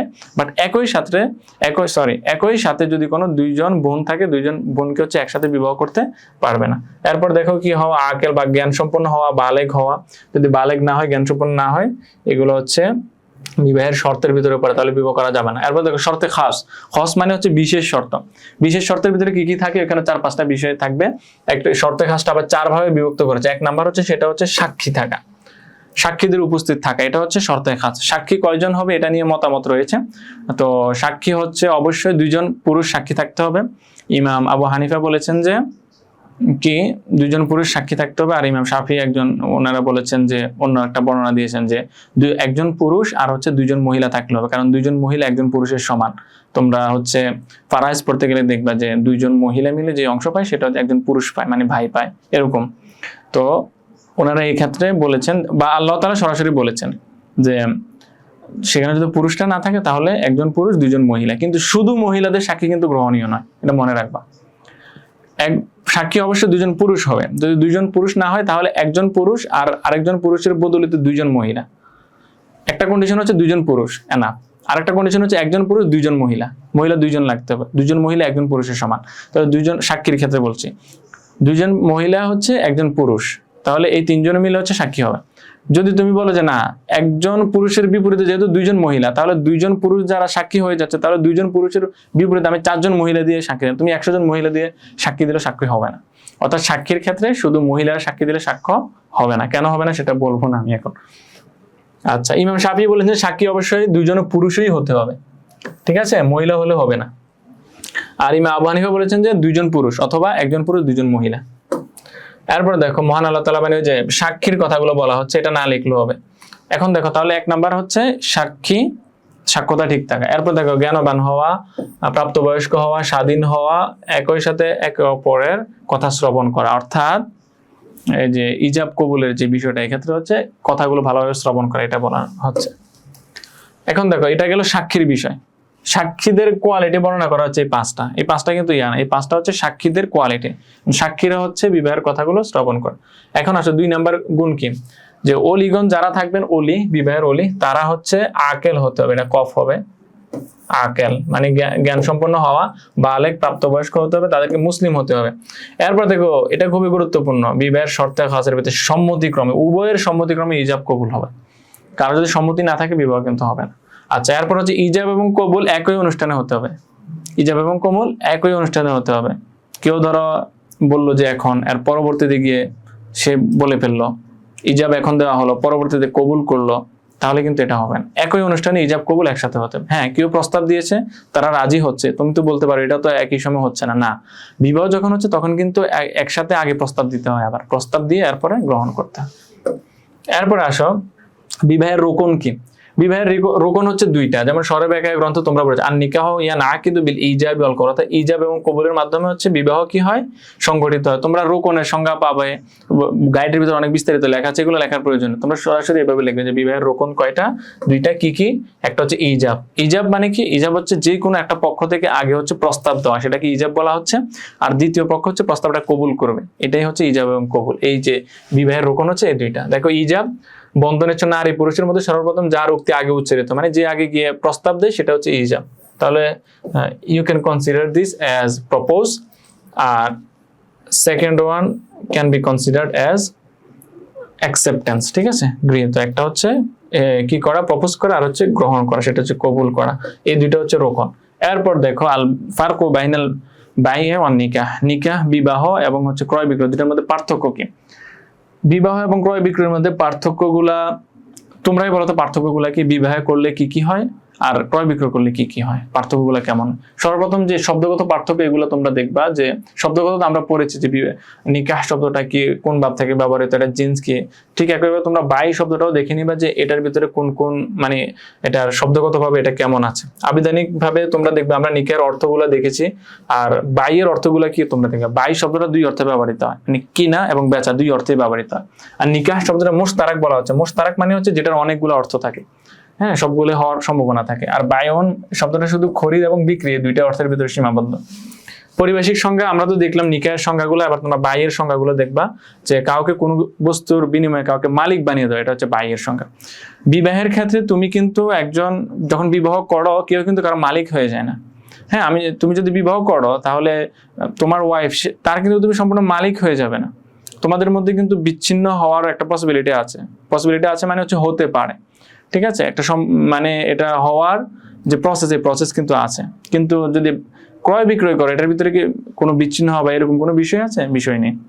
তাহলে বিবাহের ক্ষেত্রে হচ্ছে তুমি শুধু যেটা সংজ্ঞায় পড়েছো, হেল যে মিল্কের মতো আর মালিক হও, ভোগের মালিক হও একজনের।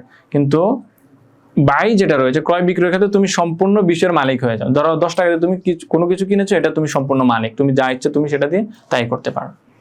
এটা হচ্ছে পার্থক্য, পারিভাষিকভাবে পার্থক্য এটা দিয়ে। ফিকহের শাস্ত্রের দৃষ্টিতে পার্থক্যগুলো কি হয়, যেমন ধর নিকাহের ভিতরে ইজাব কবুল হয়, যে ক্রয় বিক্রয়ের ভিতরে ইজাব কবুল লাগবে, ইজাব কবুল লাগবে না, ঠিক আছে। এরপর দেখো নিকাহের ক্ষেত্রে যে কথাগুলো, সেগুলো অবশ্যই ফেলে মাদি হতে হবে, তবে একটা যদি মুস্তাকবেল হয় চলে, কিন্তু বাইয়ের ক্ষেত্রে উভয়কে হচ্ছে কি ফেলে মাদি ইউজ করতে হবে অবশ্যই।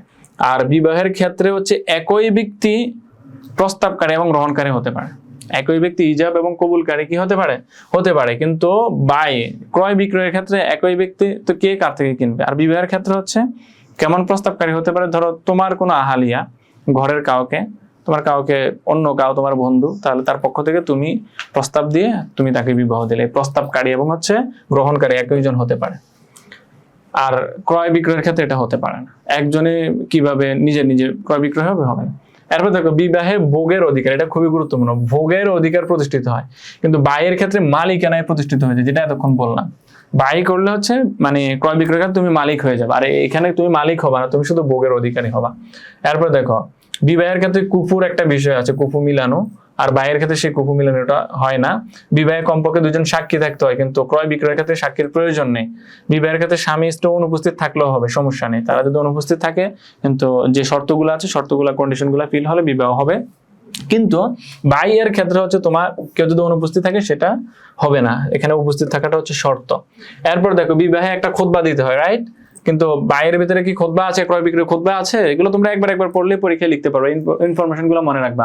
বিবাহে মোহর নির্ধারণ করতে যে মোহর আছে সেটা নির্ধারণ না করলেও হয়, বা মোহর উল্লেখ না করলেও হয়, ঠিক আছে। এবং মোহর উল্লেখ না করলে পরবর্তী মোহর কিভাবে হবে এগুলো বিস্তারিত মাসালা আছে, আমি বললাম না এখানে। আর বাইয়ের ক্ষেত্রে কিন্তু মূল্য উল্লেখ করতেই হবে, মূল্য উল্লেখ করে হচ্ছে এটা ক্রয় বিক্রয়টা শুদ্ধ করতে হবে। বিবাহের ক্ষেত্রে দেখো জীবনের কল্যাণ নিহিত, হ্যাঁ, বিবাহের ক্ষেত্রে জীবনের কল্যাণ না, এটা তো জীবনের হবে না, উভয় জীবনের কল্যাণ হবে, সরি। বিবাহের ক্ষেত্রে হচ্ছে উভয় জীবনের কল্যাণ, দুনিয়া এবং আখিরাতের, কিন্তু বাইরের ক্ষেত্রে শুধু পার্থিব কল্যাণ নিহিত থাকে। এরপর দেখো খুবই গুরুত্বপূর্ণ একটা দিক, অমুসলিমদের সাথে বিবাহ করা কিন্তু যাবে না, বাট ক্রয় বিক্রয় করা যাবে, এটা খুবই একটা বিগ ডিফারেন্স। এরপর আসা, এখানে আমি 20টা দিয়েছিলাম, অমুসলিমদের সাথে বিবাহ সংগঠিত হতে পারে না, এটা তো বললাম। এরপর বিবাহের সোফা নেই, কিন্তু বাইয়ের সোফা আছে, সোফাকে আমি পরে বলছি। আগে 19 নাম্বার দেখো, বিবাহের রুজু শুদ্ধ, হ্যাঁ, ধরো তালাক হয়ে গেল, তালাক তো অনেক প্রকার তোমরা পড়েছো, তো একটা তালাকে তো ফিরিয়ে আনা যায়, কেমন, তো বাইয়ের ক্ষেত্রে কিন্তু রুজু এটা শুদ্ধ না। এরপর দেখো বিবাহে অভিভাবকের গুরুত্ব রয়েছে, কিন্তু বাইয়ের ক্ষেত্রে অভিভাবকের গুরুত্ব নেই। অভিভাবক চাইলে বিবাহের ক্ষেত্রে অনেক করতে পারেন, বা সবই যারা শিশু রয়েছে তাদের বিবাহের ক্ষেত্রে উনি বিবাহটা কন্ডাক্ট করতে পারেন, কিন্তু বাইয়ের ক্ষেত্রে শিশুকার যে হোক সে ক্রয় বিক্রয় করে ফেলতে পারে এবং এটা শুদ্ধ হয়ে যাবে। আচ্ছা, সোফা যেটা বলো, এটা বলে শেষ করবো আমরা। সোফা মানে একটু বোঝার চেষ্টা করো। সোফা মানে হচ্ছে ধরো আমাদের কোনো একটা সম্পদ আছে বা কোনো মাল আছে, সেটা হচ্ছে শরিকানার মাল। ধরো আমার এবং অন্য একজন, দুইজনের মিলে শরিকানার একটা মাল আছে বা একটা সম্পদ আছে, সম্পদ ধরলাম। সম্পদ থাকার পর একটা জায়গা আছে ধরো আমাদের দুইজনের মিলে, এখন এখানে আমার অর্ধেক আছে, তার অর্ধেক আছে, তো সে চাচ্ছে যে তার যে অংশটা আছে সেটা সে বিক্রি করবে। এখন সে এই দামে ধরো তার অংশটা বিক্রি করে দিল। ধরো আমার একটা বাড়ি আছে, তার অর্ধেক আমার অর্ধেক, কিন্তু সে বাকি অর্ধেক হচ্ছে অন্য কারোর কাছে বিক্রি করে দিল। এখন আমি চিন্তা করতেছি যে কি রে, সে অর্ধেকটা অন্য কারোকে বিক্রি করে দিল, আমাকে জানালো না, অথচ এই অর্ধেক তো সে আমার কাছে বিক্রি করে দিল, তাহলে পুরোটা আমার হয়ে যেত। ওই ক্ষেত্রে সোফা মানে হচ্ছে কেউ যদি শরিকানায় থেকে তার অংশটা অন্যকে বিক্রি করে দেয়, যেই দামে বিক্রি করেছে, যেই দামে অন্যর কাছে বিক্রি করেছে, ওই দামে আমি যে তার শরিক ছিলাম আমি এটা কিনতে পারবো, এটা অধিকার আমার রয়েছে, এটাকে সোফা বলা হয়। কেন? শরীয়ত এটাকে এই জন্য দিয়েছে যাতে করে ক্লাস সৃষ্টি না হয়। যেমন আমার অর্ধেক ছিল এতদিন, আমি চাচ্ছি যে এখানে পুরাটা আমার হয়ে যায়। এখন তুমি অর্ধেক অন্য কাউকে বিক্রি, আমার শত্রুর কাছে তুমি এটা বিক্রি করে দিলে, হ্যাঁ, সে আবার আসে আমার সাথে থাকবে, গন্ডগোল হবে না? এই গন্ডগোল দূর করার জন্য হচ্ছে সোফা দেওয়া হয়েছে। সুতরাং তুমি যে মূল্যে ওর কাছে বিক্রি করেছো, আমি যদি চাই ওই মূল্যে আমার কাছে বিক্রি করতে পারবে। এটা এই যে অধিকারটা দেওয়া হয়েছে এটাকে সোফা বলা হয়। এখন এটা শুধু কি হিসেবে আছে, সোফার দাবি শুধু বাইয়ের ক্ষেত্রে, মানে ক্রয় বিক্রয়ের ক্ষেত্রে। বিবাহের ক্ষেত্রে তো সোফার দাবি নেই না, বিবাহের ক্ষেত্রে তো এমন কোনো বিষয় আসা। এই হচ্ছে প্রধান পার্থক্যগুলো। এই পার্থক্যগুলো তোমাদেরকে দেখালাম, তোমরা শুধু ইনফরমেশনগুলো মুখস্থ করো আর পরীক্ষায় ভালোভাবে উপস্থাপন করবা। আর এটা যে লেকচার শিট আছে সেটা তোমাদেরকে প্রোভাইড করে দিচ্ছি সামনে ইনশাল্লাহ। ভালো থাকো তাহলে তোমরা সকলে। ক্লাসটি কেমন লেগেছে জানাইও। আর হচ্ছে যা পড়ালাম ভালোভাবে পড়াশোনা করো, এটা সহ অন্যান্য যে বিষয়গুলো রয়েছে ভালোভাবে পড়াশোনা করো, আল্লাহর উপর তাওয়াক্কুল করো, হাতের লেখা সুন্দর করার চেষ্টা করো। আমার জন্য দোয়া রাখবা, তোমাদের জন্য দোয়া রইল। আশা করি সকলে পরীক্ষায় ভালো করবে। মা আসসালামা।